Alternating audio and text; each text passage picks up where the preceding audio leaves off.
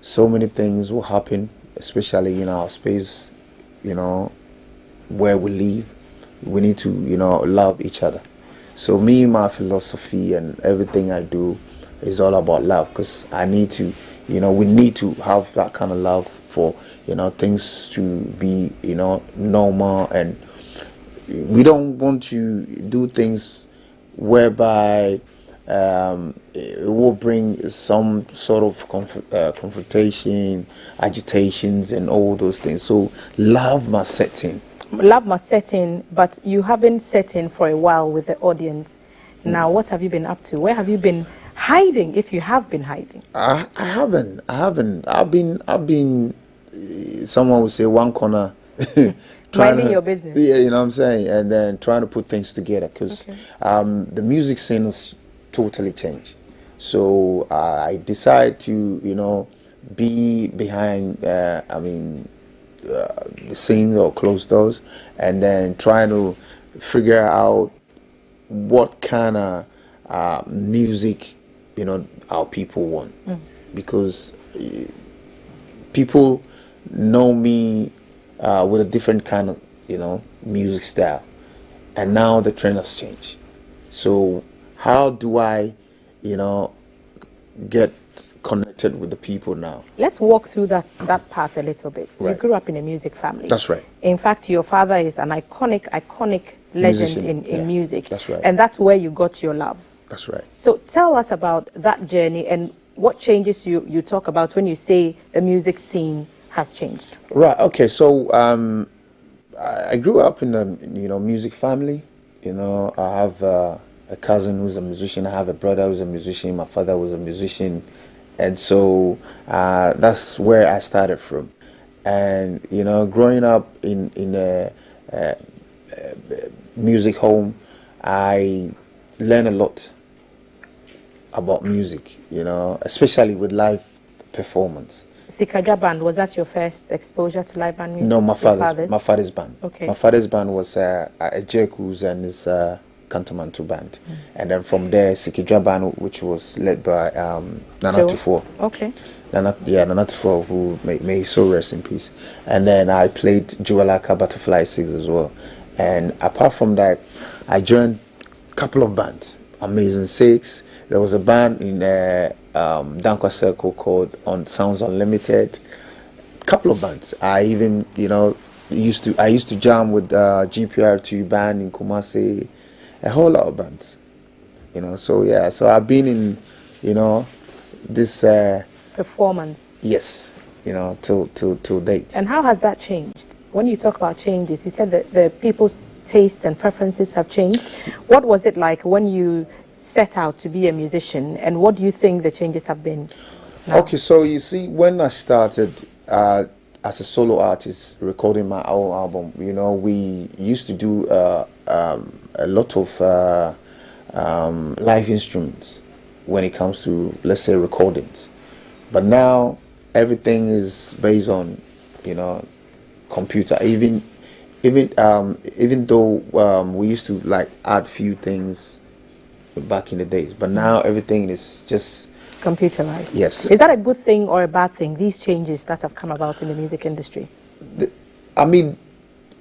a yes and no. Sometimes you don't have to lose too much. You don't want the music to sound too robotic or too artificial. Sometimes you need some kind of live elements in there.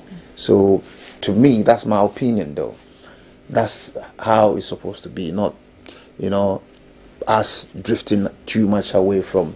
Because you're influenced by your father. Yes. The great Ejako, Yeah, right? Because they Ejako. believed in all the rhythm, the African sounds, Exactly. and that influenced you coming up in the music circles. Yeah. But surely when you say yes, it has its benefits, you appreciate the fact that now there's a quicker turnaround time and you can get the music out there faster. That's right, yeah.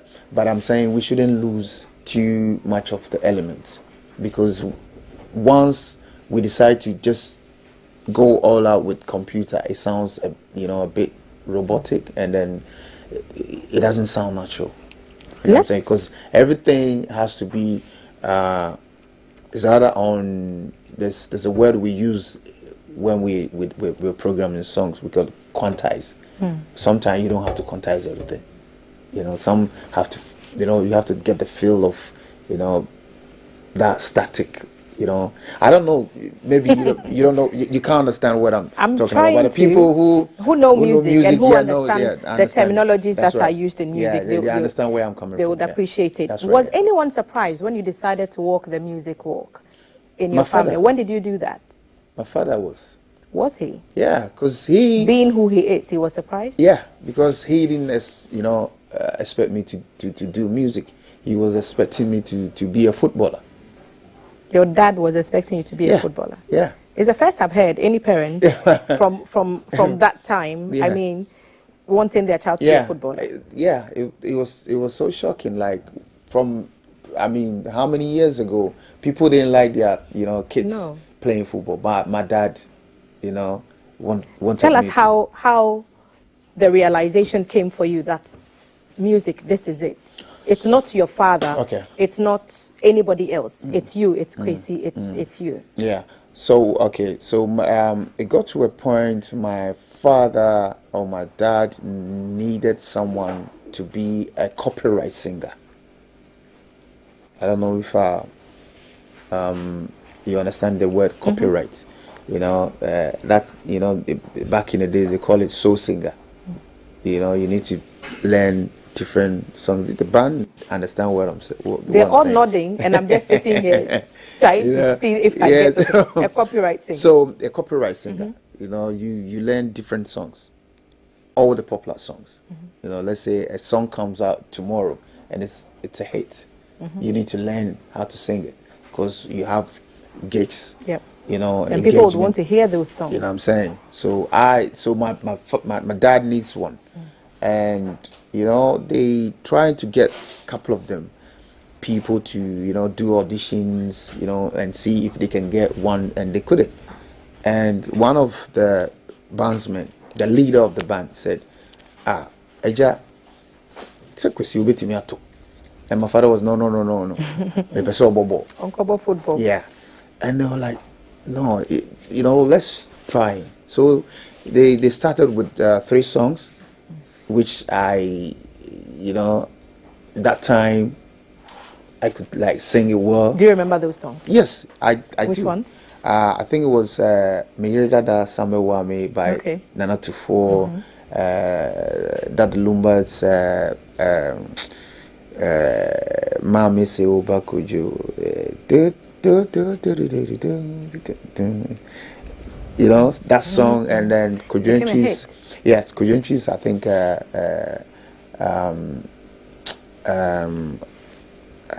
Odo.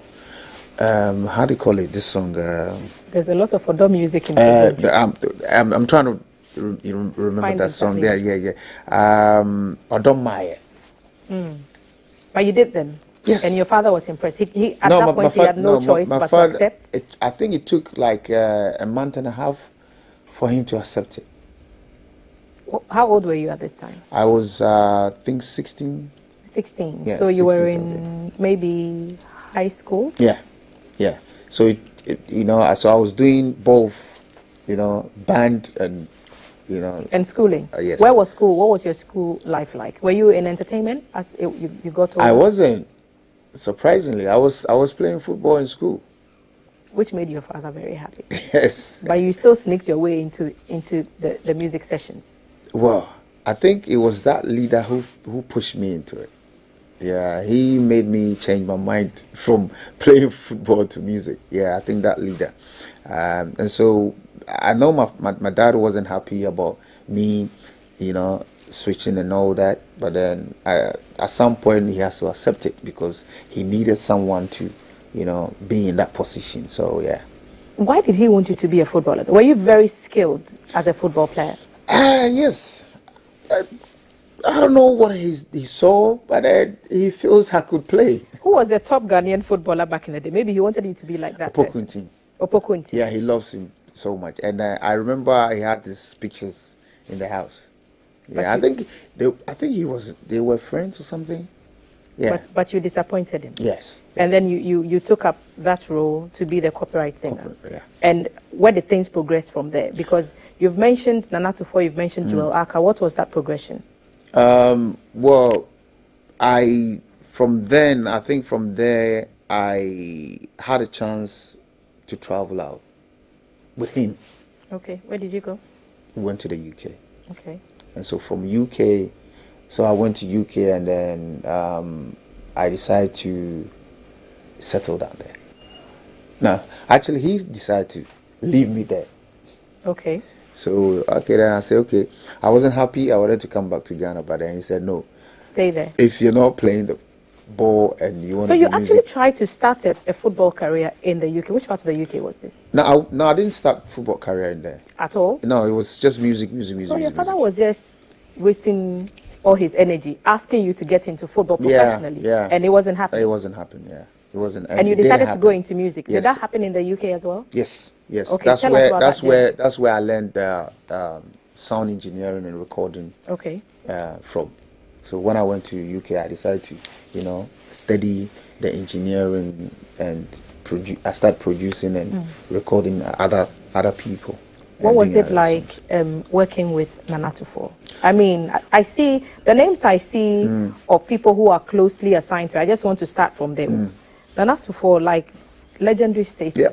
Your father himself, legend. Yeah. And you're working with other greats. What's that like? What are your fondest memories of Nana? Nana, I remember when I used to work with him,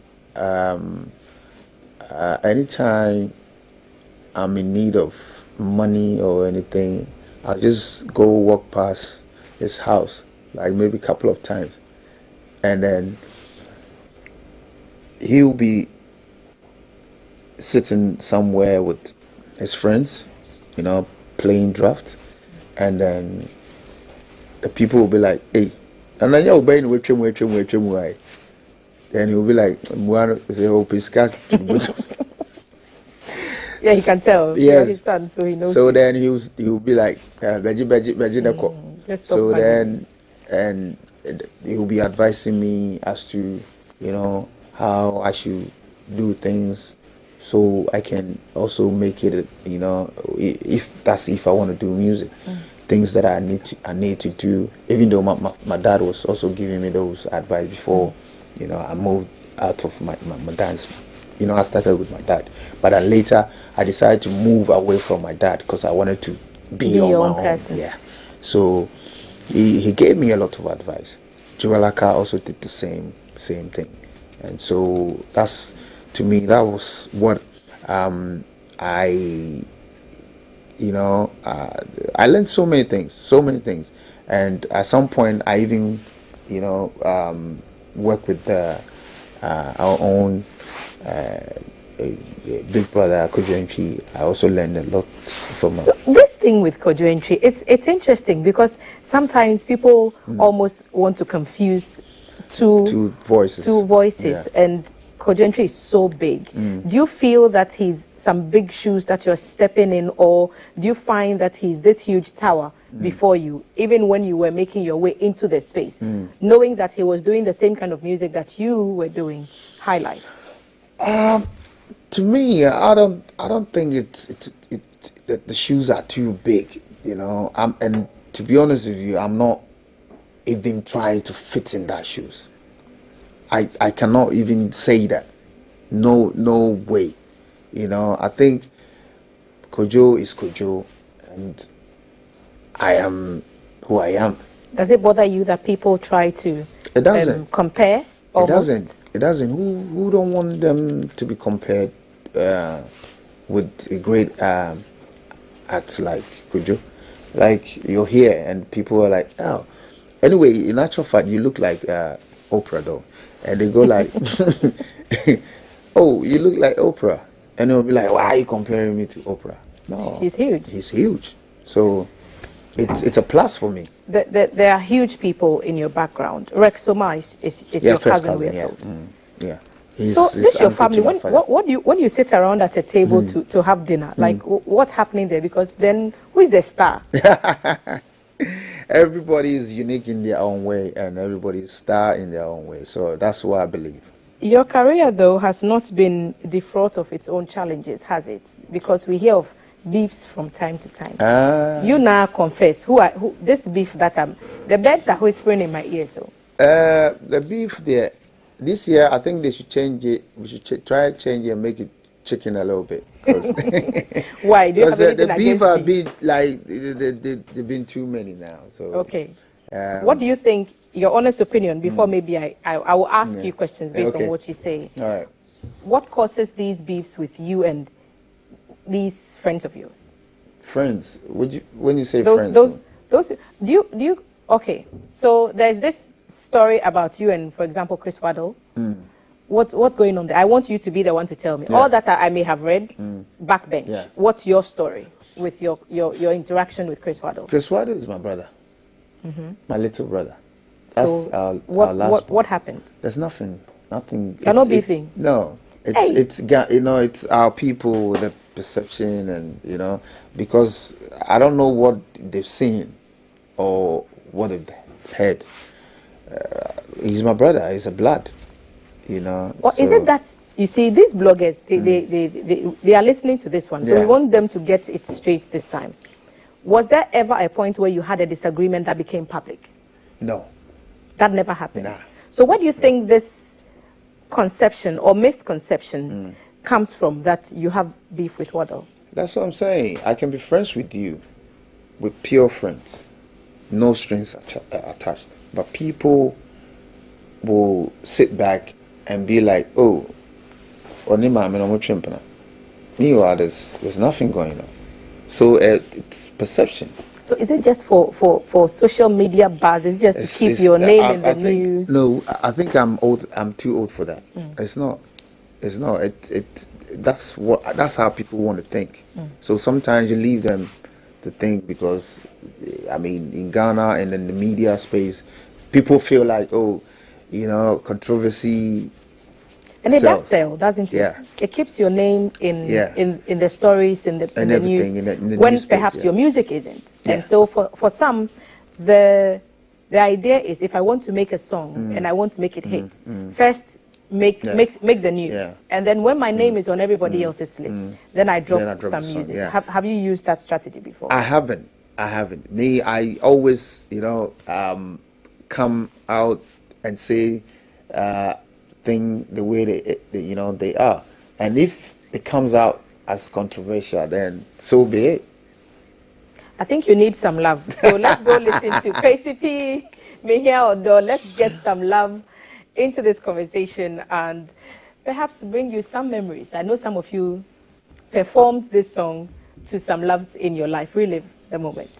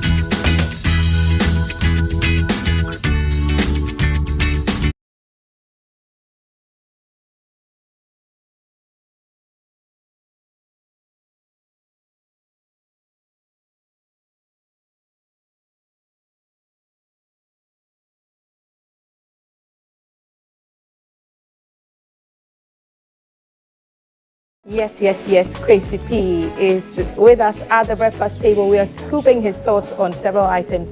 Mehe Odo is just one of the hits he's made. Others include Krokro Me, Akonoya. You want people to pamper you and everything. But Yeah. I was just telling you when the music was playing that you hardly hear music like this anymore. Yeah. And it's quite sad because for a long time, if you're an 80s baby or you grew up listening to music in the 90s, then you know how much music like this was such a key part of our lives growing up. Yeah. Why do you don't think this type of music will sell anymore? It will, appeal to some people, but not majority, because now the majority is the youth. And you don't think the youth appreciate high life music? They want to listen to some different kind of genre, like the dancehall and the Afrobeat. But we are told by all the music enthusiasts that they all take their call from the high life, of course, which originated from Ghana. So what does it say of our music industry? But the youth don't understand that. Look, let me give you a typical example. This past December, I had a show, and the show was, I think, it was built with like this modern, the new crop of artists who does the hip hop and the Afro beats and the stuff like that. I was the only one doing high life music, and when I came on stage, I saw the reactions from the youth. What was the reaction? They didn't know your music? They do, but they feel like that's not what they want to listen. So that tells you no. What does it mean for the state of our music industry? What do you think this reaction that you received in December, for example, means, or what does it say of what the society has become? It says that we're totally lost, because even, let's say, high life now, high life belongs to Ghanaians, but our brothers from the other side have taken high life and then they've tweaked it in a different way and then call it Afrobeat, and now we are chasing them to copy from them. You're referring to the Nigerian music industry? Yeah. You think they are doing better than us because of course. they've done something different? Something different, yes. What difference? Something different as in musically, the way they put their melodies together. You know what I'm saying? The way they, to me, I think now Nigerians are more their music sound more melodic than we Ghanaians, because I think we are stuck. Are we? But we've That's how I always feel. learned to mix it up. You sang high life for a long time, and yet you have songs that you did with Tic Tac. You've done songs with Konte Hene. Yeah. You've done songs with Oforian Ponsa, Yeah. who's also like more or less in high life. But you learn to mix it all together. So is there a room where old school music, which some people relate to from the 80s and 90s and early 2000s, would still be relevant in 2023? Yes, because my dear, let me tell you, I don't think there are many people who are like me, who always try to blend with different elements or chord progressions or any other thing to make it sound different from any other songs. Most of the artists here in Ghana, when you listen to them, you hear the same thing every single day. So you don't get the I don't even know how to put it, because this time I'm trying to Be politically correct. and then choose my words carefully, because most of the time everything I say, it's controversial, so I'm trying to be careful. You don't actually understand what they want to do. But they talk about the same things that music has always talked about: the eternal stories of love, of life, of struggle, of survival, of hope, of faith. Not just that alone. It has to come with the instrumentation. So, but if the instrumentation sounds the same as Kofi's song, and Kofi's song instrumentation sounds the same as Kojo's song, then it's like we are going round the circle. So is high life still relevant, do you think?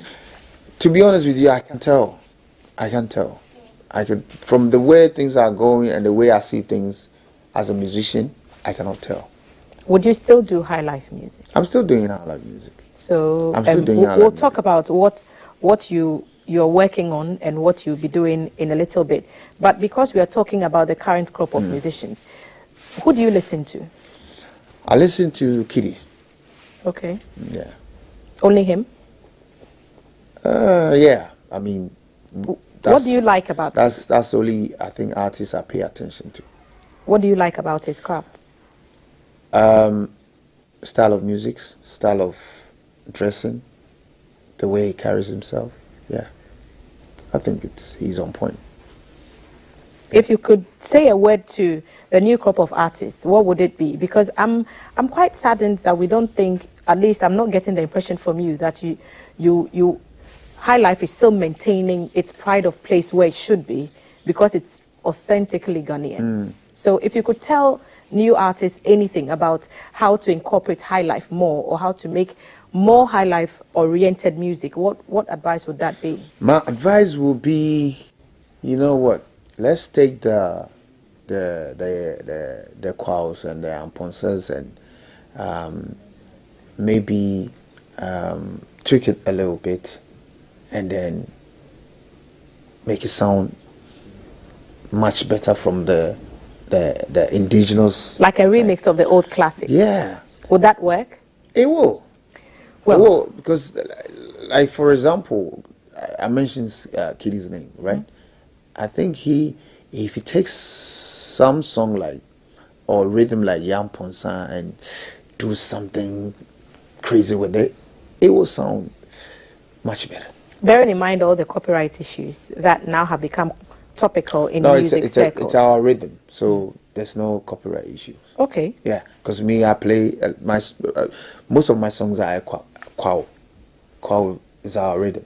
So, and you see, the funny thing is, the kwao that I love to use or play is what the Nigerians are playing now. And that's why you think they are excelling? Yeah, because they found something, you know, they changed something, you know, to suit, you know, the global market, and also to their, you know, system. So yeah. You mentioned earlier that you used to go to your uncle Nana Tufo to give you money. Did music provide the kind of life you thought it would? Nana Tufo is not really my uncle. He's my boss. He's your boss and a father. And he raised you. And a father. So apart from your father, who's your actual father, these are other fathers that are in your life. Yeah. So perhaps that's what I mean by an uncle. But does music pay? Did you make money from music? Yep. And I'm still making money from music. Through royalties? No, as for royalties, no. But I have streams, I have shows, so yes. Why not from royalties? You cannot really rely on it. You can't live on royalties as an artist? No. Why is that? Elsewhere it's done. Especially in this. That's what I'm saying, especially in Ghana. But elsewhere, yes. Because I get, you know, royalties from other places. So in Ghana, it's nothing to write home about. What do you think has made that what it is? It's the system, you know. I know, you know, my family, my cousin, as in Rexoma, is the head of royalties, and then you know, he's doing his best, and sometimes it works and sometimes it doesn't. Yeah, sometimes you try to find out, and they'll be like, oh, there are people who use music, and you go to them and they don't want to pay. Do you understand? There are FM stations, pubs and drinking spots, restaurants and places. Because we haven't put the systems in place that would make the funds flow in. So that's what I'm saying. It's the system. So if you're here and you're saying I'm doing music, and I'm going to rely on royalties, you're not going to make it. So now the streaming platforms are the way to go. That's where you, for example, the YouTubes, the Audio Max, the iTunes, you know, the Amazon, the Boom Plays. They are the one making money now. I mean, giving the artists money now, not royalties. So is it a problem that anyone who wants to listen to music these days can just go on the internet and say, download Kwaisey Pee, free? Some you can get it free. Some you have to pay. You know, like especially when you have Apple phones. The Apple phones, most of them, you can't get music for free. You need to pay to download. Yeah, unless maybe you have an app that you can get, you know, because there's a lot of apps that you can download on your phone and get songs for free. Right. Yeah. I know that because of your history with your father, who was very much a legend in music and very respected traditionally, you might have a few thoughts to share on this. What do you think about musicians becoming ambassadors and representatives for various causes as a way of, for some, giving back, and for some helping society address certain topical issues, and then, you know, bringing some hitherto taboo topics into conversations and using their platforms to make those topics, to raise those conversations on their platforms? I think it's a laudable idea if the initiative is on point, you know, because you as an artist, you should be educate people. So I mean, if you have that platform where you can actually, you know, educate people and bring them together, or in any diverse way, I think it's so beyond being just seen as entertainers and people who just, you know, mount the stage to entertain, the education bit would be important. Would be important, yes. Could you guess what this is? Pito. Kwaisey Pee. Or ginger something. I'm turning it around for you. Looks like ginger drink or pito. Maybe because of your shades, you are not seeing. Remove it and have a good look. It's ginger. It's ginger. This is water from River Pra. Our own famous pra. Because of illegal. Because I remember one of my dad's song, they mention it. Mecha in Suakosi from Amavoli. Pra, yeah, there's something like that. This is water from River Pra. How? Illegal mining. Galamsey did this to us. Oh my goodness. Would you consider, what are your thoughts, first of all? What do you think this tells of us? What does it make us as Ghanaians? That's where the controversy comes from. Because what I would say, it might be. You speak your mind. You see, these things, yeah, because there are a lot of, you know, political heavyweights behind these things. It's difficult to talk about it. Do you understand? You see, sometimes I feel like politicians don't really think about the citizens. They don't even think about, you know, people around them. All they think about is themselves. They make the laws, and the laws have to be enforced.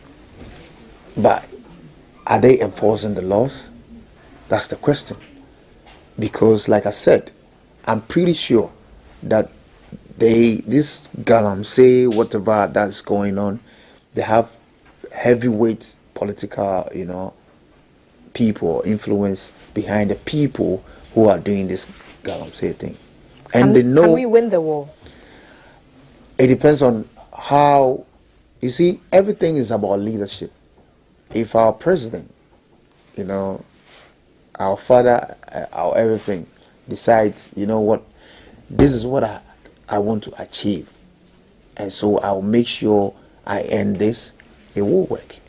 Because where I've lived for 20 years or more, the laws work because the people, the leadership, they make sure those laws they put in place are working.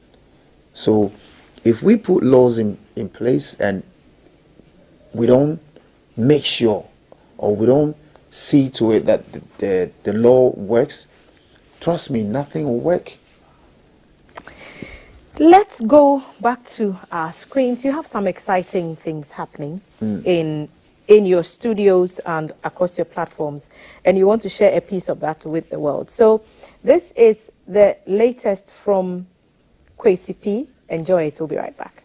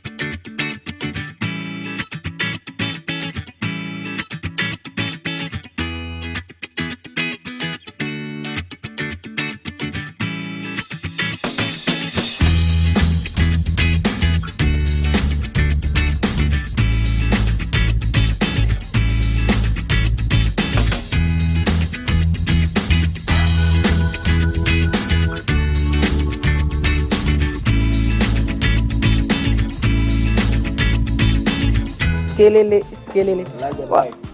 Like the vibe. Kwaisey. Yes, darling. Anka Kwaisey dear, sanka we asantini. Na yele Yes, de of odi course. ni fi Me hin. asantini. Me na yele febu. The Oh. song is called Ayele and it's streaming now across all platforms. It's the newest one from Yes. Kwaisey Pee. Me na Ayele fe. What did Ayele do to you? Oh, Ayele is a sweet Ghana name. Accra woman. Yeah, very sweet Ghana name. And, putting this song together, I decided to use Ghana name. So I came up with a couple of them. Okay. I had Namile, Ayoko, Nadodua. Ache, so many names, but I decided You like the Ayele? to put Ayele because it fits in, It rhymes with the Skelele. yeah, you know what I'm saying, like the melody and the name, matches well. So I said, no, let me just use the Ayele and dog the other one. It's another love story, isn't it? Yes. What are you telling us here? What I'm saying is, I'm just trying to spend good time with my sweetheart Ayele, and the way we something to spice up, our quality time. I mentioned many things like the honey, like the sugar. Kwaisey Pee. Just to make it, To make it sweet. sweet. Love is sweet. Mm-hmm. We love love. We love love. Yes, everybody needs love. So obviously exciting things. Is this a single? Is it Single, yeah. an EP? Are we to expect an An album? album, yeah, in summer, yeah. In summer. Yeah. Please, Ghana. Oh, there's yeah. no summer Hey. here. Oh, Charlie. When people say summer, so is that June, January, July, February? June, July. Uh-huh. Yeah, that's So summer. around June, we should be expecting. Yeah, an album. Yeah. In the meantime, how do we keep up with you? Share your handles so we Okay, can so follow. I'm on Instagram, Okay. Twitter, Facebook, TikTok. I think every platform. Everywhere. Yeah, Snapchat, everywhere. What's the handle name? It's Kwaisey Pee.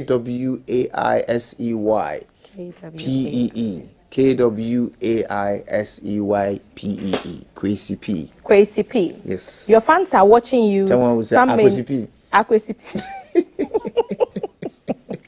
People are watching you and they probably may not have heard from you in a while, and Ayele is going to revive all the fond memories of you and the music. It's a hot song. It's a banger. They should stream it. A word for your fans. Easter is coming. They should. Any shows? Should we expect anything from the Kwaisey Pee camp? Yeah, I think next month hopefully I'll be doing Vows Day, that Love Nights with Kwaisey Pee.